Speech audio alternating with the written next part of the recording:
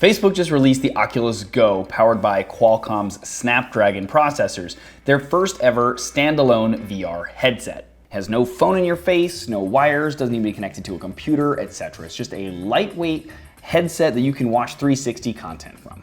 Now, since this was a new piece of tech that I thought was kind of interesting and I thought maybe you guys might find interesting, I figured I would try to do a complete walkthrough on it. Now, if you're not familiar, a complete walkthrough on my channel is where I try to go through every single feature on a new piece of tech so that you guys are better informed should you maybe be considering going out and buying one. Now, with that said, there's a lot to go through, so let's start with the hardware. Again, the Oculus Go is Oculus's attempt at making a standalone VR headset. No phone, no tethering to a computer, etc. So while it needs to connect via Bluetooth to your phone using the Oculus app from either the Play Store or App Store, you can technically put that away and no longer even need it near the device for it to work. It'll download everything it needs via its own Wi-Fi connection, which you connect to your home Wi-Fi using that app during setup, and the device has its own onboard storage. You have the choice of 32 gigs or 64 gigs. Games on the device range in size from small basic ones around 50 megabytes to action games up to 600 megabytes, with a lot of them falling in around the 300 megabyte mark. The device is lightweight and doesn't feel heavy on the face. The heads-up display unit is made of plastic and has 3 straps to secure it to your head that are made out of a soft cloth. These straps are adjustable with Velcro, and you can even leave off the top one without it falling off, it seems. On either side of the headset, we have 2 spatial audio speakers that aim to give you a surround sound-like experience. But if you want, you can also connect your own headphones via the 3.5mm headphone jack on the left side. Also on this side, we have the micro USB port that you can use to charge the device with the included charger, or if you plug it into a computer and use the controls in the headset to give your computer permission, you can access the storage on it if needed. We'll get to why you might want to do that in a sec. At the top, we have the power button and our volume up and down buttons. Now, one thing that is missing, however, or that I couldn't at least find easily, is a way of adjusting the focus. Now, something found on the Rift, Vive, Gear VR, etc. But it does come with a rubber spacer to allow you to wear glasses while using it if you need. Inside the Oculus Go, we have our 2 lenses with our LCD fast twitch display that has a resolution of 2560 by 1440. or 1280 by 1440 per eye. This resolution is actually higher than the more expensive Oculus Rift's 2160 by 1200, but it apparently has a lower refresh rate of around 60 Hz versus the 90 Hz of the Rift. So think slightly sharper, but slightly less smooth. We also have an LED on the headset that indicates apps downloading, the device rebooting, having a low battery, charging, etc. with different colors and solid or blinking states. And as mentioned, it's powered by the Qualcomm Snapdragon 821 processor, which might sound like an old processor for a phone, but it's still plenty powerful enough for handling VR. And finally, for hardware, we have the remote, which connects to the headset via Bluetooth and can then be used to select things in-game, navigate the menu, etc., and is powered by a single AA battery. On the controller, there are only 4 buttons. The trigger, which you pull this to select things or maybe shoot things in a shooting game. Touchpad, swipe on this to navigate things or click down on it to also select. The back button is to go back. Oculus button, when you press this, you get back to the Oculus home screen, or you can also press and hold it down to reset the orientation of the controller and your view. And finally, it also comes with a lanyard to attach it to your controller so you don't accidentally fling it at someone's head. Okay, now let's quickly dive into the Oculus Go's software.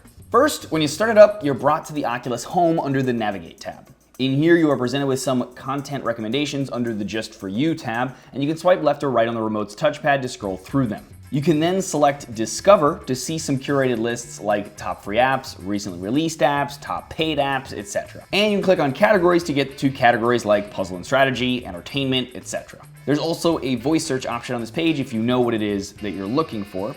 And next we have the library section that shows you all of your installed apps, videos, etc., updates for them, etc. You can also change your environment, which is just another name for their home screen 3D background.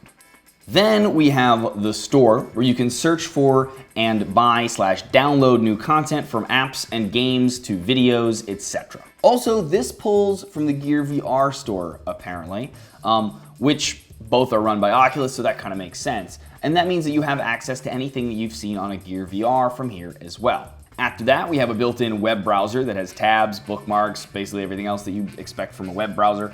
Gallery lets you browse and view media from your device's internal storage, Facebook, or any media device on a Wi-Fi network that you have access to. And lastly, in the Navigate tab, we have the ability to search across apps, videos, movies for purchase, and the web. Then we have a People tab.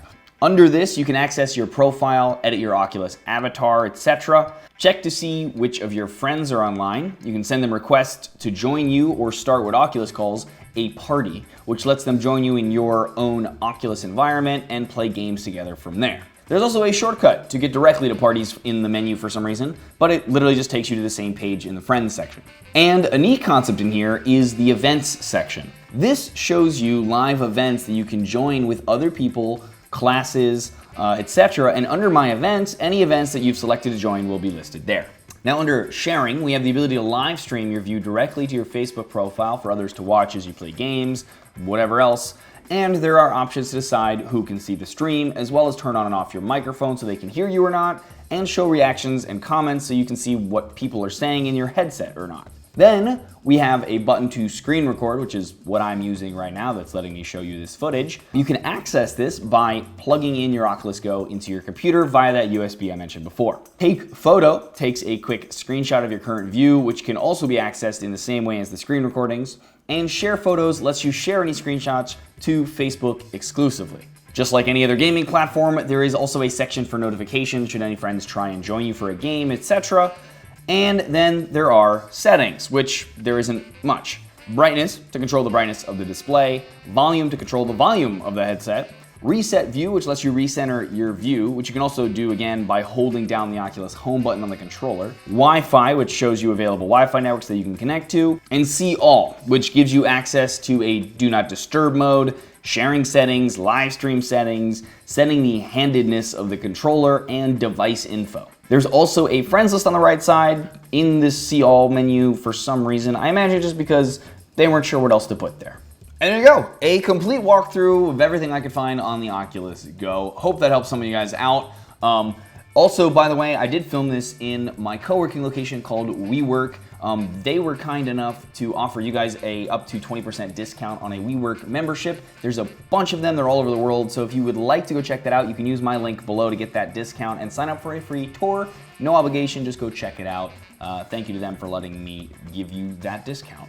Otherwise, thanks for watching the video. If you liked it, please thumbs up it or share it. It is greatly appreciated. Also, don't forget to subscribe and click the bell next to the word subscribe to be notified when I do new videos if that's what you like. And as always, regardless, thanks for watching.